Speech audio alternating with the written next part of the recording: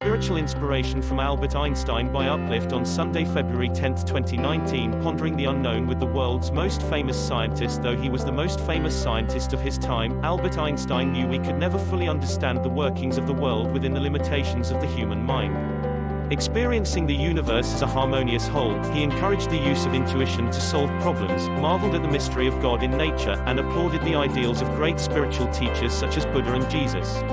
In Search of the Cosmic Man, the following is an excerpt of his writings that explore the meeting place between science and spirituality, giving us a fascinating glimpse into how Einstein saw the world. School failed me, and I failed the school. It bored me. The teachers behaved like Feldwebel sergeants. I wanted to learn what I wanted to know, but they wanted me to learn for the exam. What I hated most was the competitive system there, and especially sports. Because of this, I wasn't worth anything, and several times they suggested I leave. This was a Catholic school in Munich.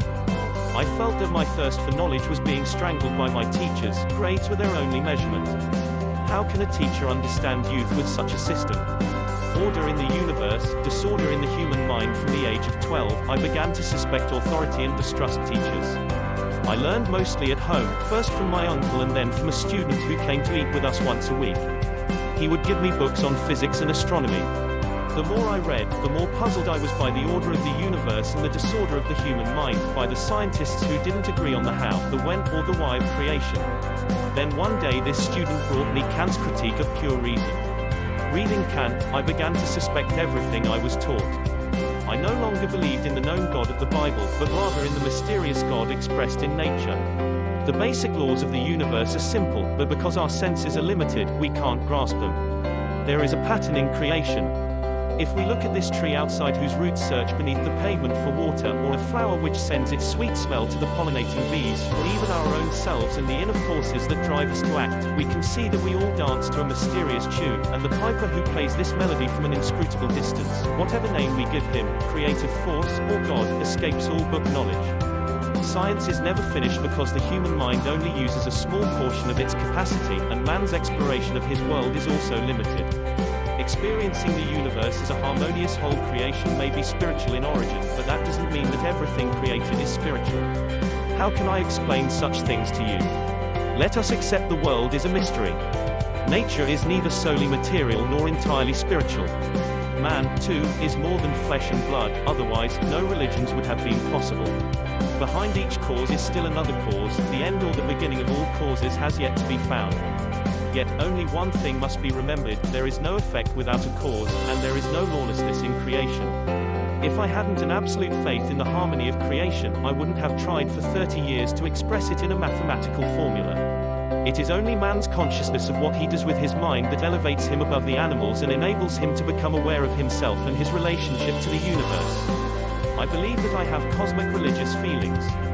I never could grasp how one could satisfy these feelings by praying to limited objects. The tree outside is life, a statue is dead. The whole of nature is life, and life, as I observe it, rejects a God-resembling man. Man has infinite dimensions and finds God in his conscience. A cosmic religion has no dogma other than teaching man that the universe is rational and that his highest destiny is to ponder it and co-create with its laws. Unveiling the magnificence of creation, I like to experience the universe as one harmonious whole. Every cell has life. Matter, too, has life, it is energy solidified. Our bodies are like prisons, and I look forward to being free, but I don't speculate on what will happen to me. I live here now, and my responsibility is in this world now. I deal with natural laws. This is my work here on earth. The world needs new moral impulses which, I'm afraid, won't come from the churches, heavily compromised as they have been throughout the centuries.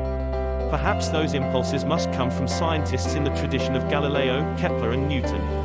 In spite of failures and persecutions, these men devoted their lives to proving that the universe is a single entity, in which, I believe, a humanized God has no place. The genuine scientist is not moved by praise or blame, nor does he preach. He unveils the universe and people come eagerly, without being pushed, to behold a new revelation, the order, the harmony, the magnificence of creation.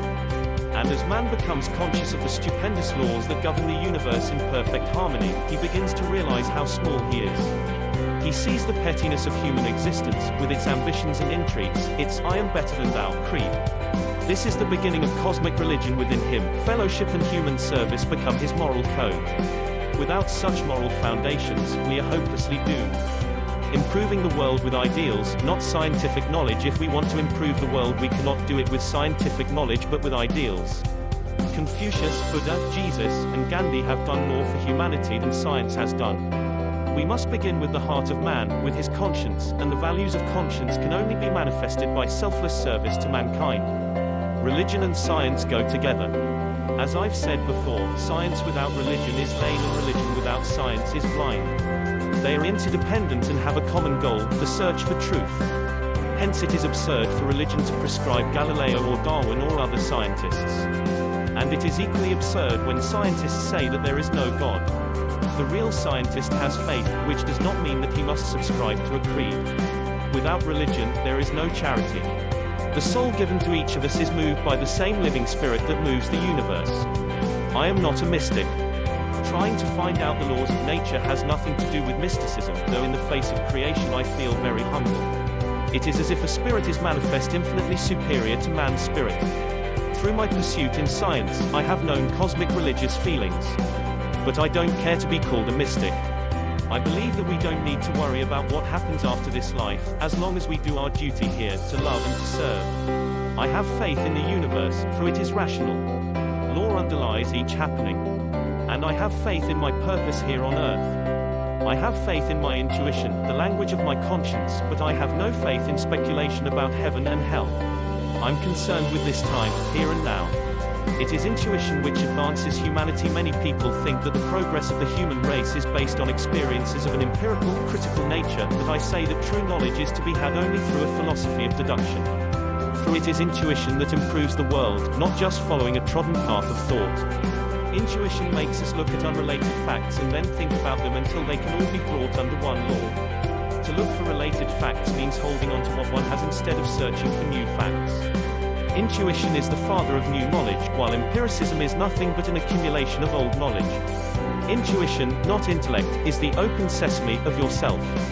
Indeed, it is not intellect, but intuition which advances humanity. Intuition tells man his purpose in this life. I do not need any promise of eternity to be happy. My eternity is now. I have only one interest, to fulfill my purpose here where I am. This purpose is not given me by my parents or my surroundings. It is induced by some unknown factors. These factors make me a part of eternity. Albert Einstein.